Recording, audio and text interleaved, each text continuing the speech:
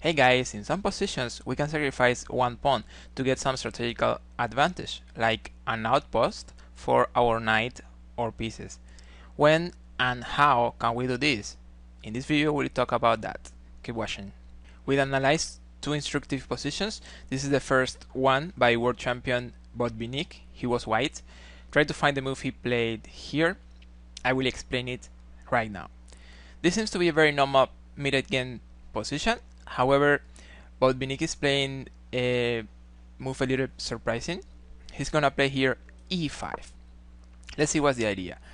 F takes e5 seems to be a forced move here, and then he continues f5. The bishop goes back to f7. Let's analyze what happened after this sacrifice.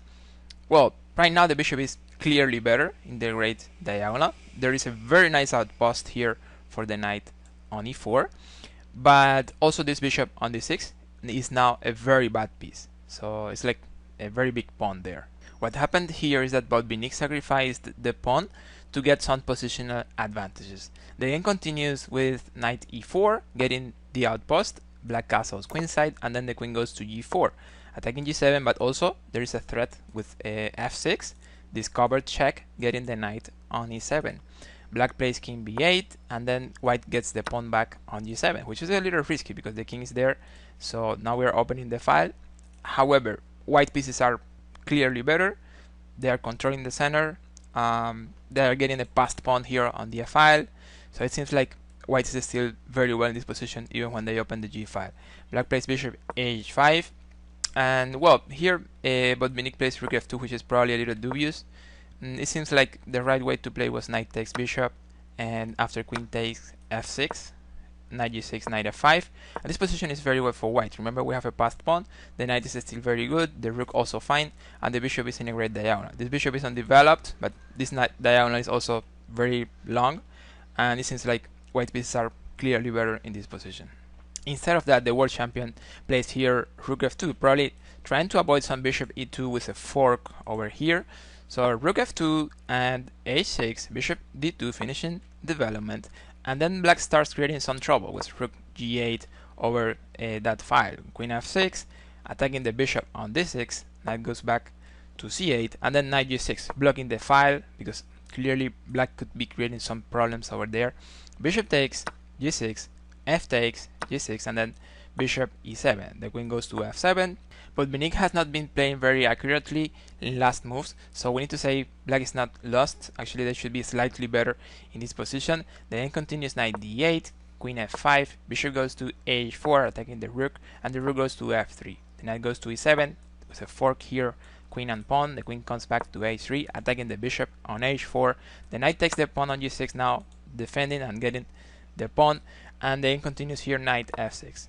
This move is interesting because now we're attacking the rook, also some ideas with knight d7. Bishop takes knight, rook takes bishop, queen e7, and rook a f1, doubling rooks in the f file. In this position, black is playing a big mistake. This is a blunder. It is the move knight f4, and white is winning here. You can pause the video and try to find it. I will explain it right now. The move Botvinnik is playing, just winning the game, is rook takes f4. And the idea is that after pawn takes, bishop takes, check, the king will have to go to a8, and then there will be checkmate with queen c8. So in this position, black is just resigning. The second example is positionally even more instructive. Geller was black. Using the experience you got in the first example, try to find the move he's playing here. I will say it right now. Black is playing here e4, and the idea is that after bishop takes bishop, queen takes bishop, f takes e4, now black can play f4. In the game, white plays rook f2, and then the knight goes to e5. Let's analyze the position. Let's see what is going on here. Black just sacrificed one pawn. What are they getting in exchange for that pawn, as compensation for that pawn? Black is getting some positional advantages. One of them is the knight in a very nice outpost. The other thing is the bishop, which is a very bad piece because it's blocked by the pawn there on e4. But also black has more things. They have a lot of space on the king side. They also have a movable pawn majority on that side of the board, and they will be using it in the next moves in this game. This continues rook d f1 and queen h4.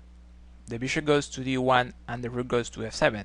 What Geller is gonna do now is to improve pieces behind these pawns. He's gonna get ready for what is coming next. Queen c2, and then g5, queen c3, and then with double rooks in the file. h3, which is not a very strong move.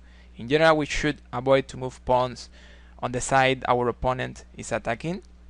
So h5, and then we're playing g4 anyway. The bishop goes to e2 and then g4. White is already lost in this position.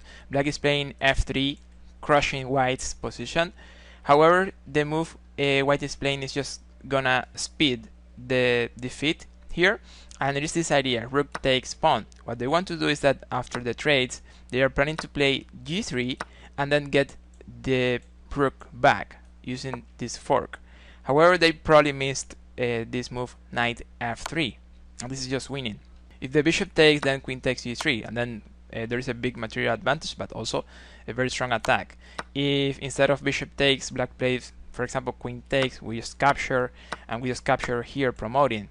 And finally, what happened in the game, king f2 is not a problem. We can just capture the pawn on h3, and after pawn takes rook, there is this move, g3, and it is that this pawn is gonna promote. Even after king takes f3, g2, king f2, black can just play here, queen h2. That's what happened in the game, and white is lost. They had to resign in this position because there's no way to stop g1 getting a queen and winning the game very soon. The question for today: which of the two examples did you enjoy the most? Let me know in the comments. Thank you for watching.